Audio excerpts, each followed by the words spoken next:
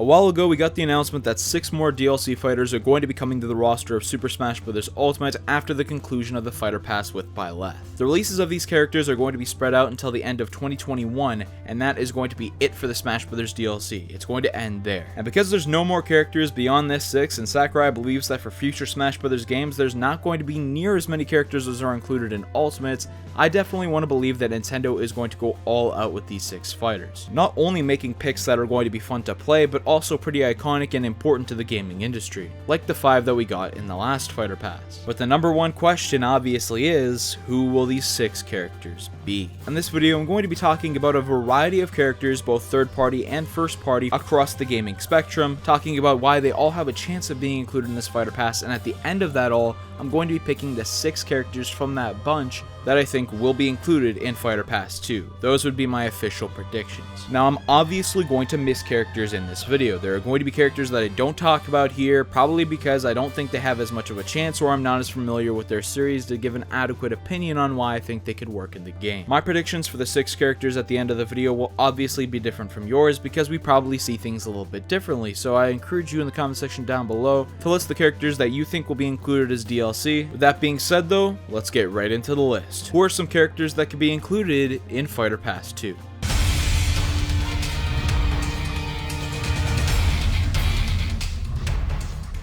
I'm going to be starting off this video with the third party characters and then moving on to the first party characters afterwards. And to kick off this video, I'm going to be talking about one of the characters that I believe has a very high chance of being included in this Fighter Pass. And this is Monster Hunter from Monster Hunter. Now, Capcom has characters in Smash Bros. Already, being Mega Man, Ryu, and Ken, and the relationship with Nintendo seems to be pretty good. Monster Hunter games have been on the Switch and on the 3DS, and while Nintendo never got access to Monster Hunter World, particularly because the graphics of the game are a little too intense for the Nintendo Switch, that should not hold Monster Hunter back, considering how good Nintendo's relationship with Capcom has developed. Nintendo already has Monster Hunter content in Super Smash Bros. Ultimate. Rathalos from Monster Hunter is a stage boss already, but for some reason, the guy who's supposed to slay Rathalos is not included as a character in the game. It's very weird to me why Monster Hunter wasn't included, and I would be utterly shocked if he's not included in the Fighter Pass. I definitely think he's going to be included somewhere and has a very high chance because of this. And he also has a pretty good moveset potential. There are a variety of weapons used in the Monster Hunter series, such as the shields and swords, that can make Monster Hunter, while a heavy character, a very fun and creative one to play. The next character is probably the most highly requested third-party character out there, and this is Sora from Kingdom Hearts. He's very popular because the Kingdom Hearts games are pretty popular, even though they haven't been on Nintendo consoles too much. The relationship between Nintendo and Square Enix was a little bit dicey before, but now that Cloud has been included in Smash Bros. And Hero has been included in the Fighter Pass, the relationship has seemed to improve a lot. There have been more Final Fantasy and Dragon Quest games included on Nintendo consoles as well due to this improved relationship. So it would seem all well and good for Nintendo to be able to include Sora in the game, but you have to factor in now that Disney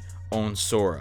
So there will definitely be some difficulties for Nintendo to pull off this inclusion. Nintendo and Disney of Japan will have a very tough negotiation process to be able to get Sora included in this game.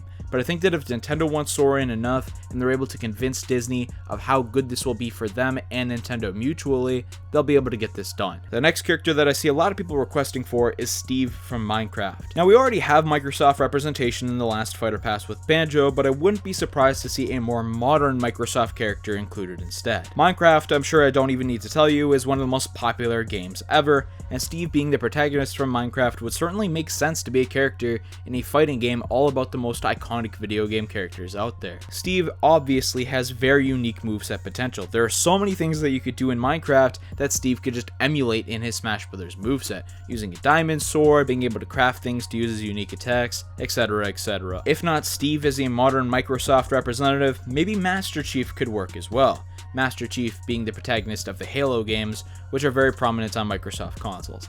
But because Master Chief doesn't really have any presence on Nintendo consoles at all, as opposed to Steve, who's in Minecraft, which is on Nintendo consoles, I definitely think Master Chief is the more unlikely out of the two, and Steve is probably the more popular character as well. Let's move on to talk about another character, this being 2B from Nier Automata. This is a pretty popular game that released in 2017. While not being on Nintendo consoles, so they don't have any relation, which may hurt the relationship a little bit, 2B is still a very popularly requested character for Smash Bros. Now, like Bayonetta, who was previously included in Smash Bros., there may have to be outfit changes to 2B to accommodate her for the E for everyone rating that Smash Bros. Has, but I'm sure if Nintendo wants her in the game, they'll try and get it done. She's pretty iconic for a newer video game character and would really appeal to the modern audience, especially if they're trying to get her included in a Nintendo Switch game in the future. The next character I think has a really good chance of being included, and this is Doom Guy from Doom. Nintendo and Bethesda seem to have a really good working relationship right now, with Doom games coming to the Nintendo Switch and other games from Bethesda being included more frequently on their consoles as well. This Doom Slayer character could also be included in Smash to coincide with the upcoming release of Doom Eternal. Doom Guy's moveset could be very fun to play with as well, using a variety of weapons and attacking types from the series, which I think could just make for an incredibly interesting and unique character. He may have to be toned down a little bit, like some of the other more violent characters in Smash, just for the E for everyone rating, but I still think they'd be able to include him if they want to. The next third-party character that I want to talk about here is Crash Bandicoot. This is a character I'm incredibly surprised isn't included in Smash Bros. Already. Crash Bandicoot is from a platforming series that competed with Mario and Sonic in the 1990s. He's one of the most iconic platforming characters in video games of all time, and has recently had a resurgence. His games are developed by Activision now rather than just PlayStation, and he's a third-party character, with Crash Team Racing and the Crash Trilogy coming out, both being included on Nintendo systems.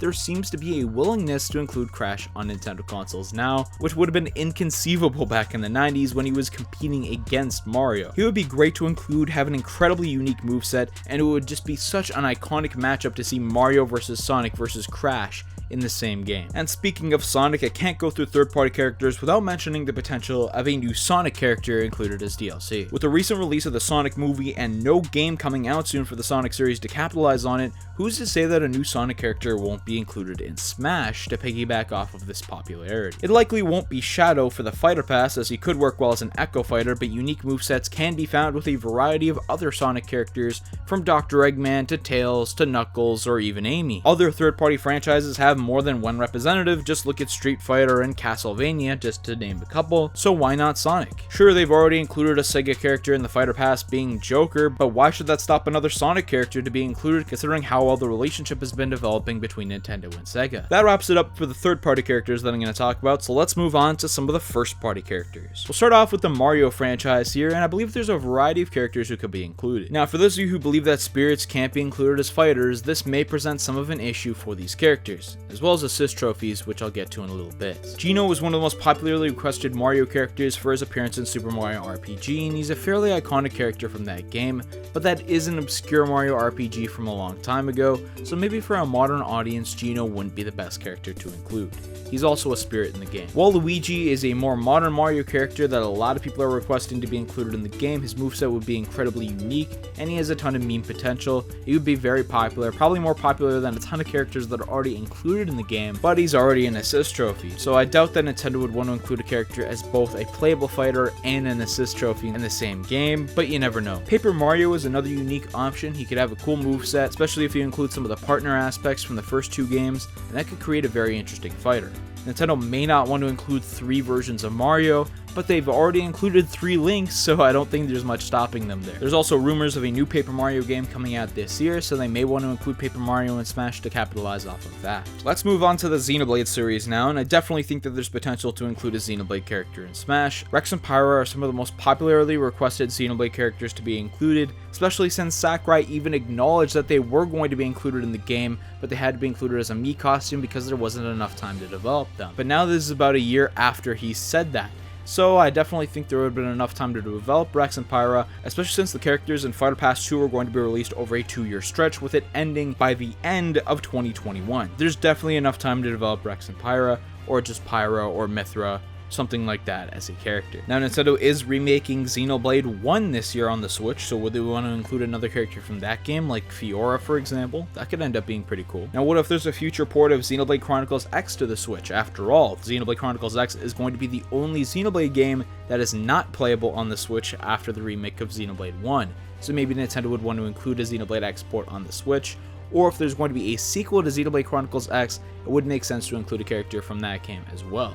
And I definitely think that Elma would be a very unique character to include. Let's move on to the Pokemon franchise now, and some of the most popular character requests for Super Smash Bros. Ultimate's DLC are a Generation 8 Pokemon, especially for Fighter Pass 1 when Sword and Shield was releasing near the tail end of the Fighter Pass. Rillaboom seems to be one of the most popular picks from fans to make sense to include in the game. After all, we already have a standalone water starter and a standalone fire starter, both Greninja and Incineroar respectively, so Rillaboom being the grass type starter from Generation 8 would make a lot of sense. However, there are definitely other Generation 8 Pokemon that I think have more potential than Rillaboom, like Cinderace, who's another starter in the game.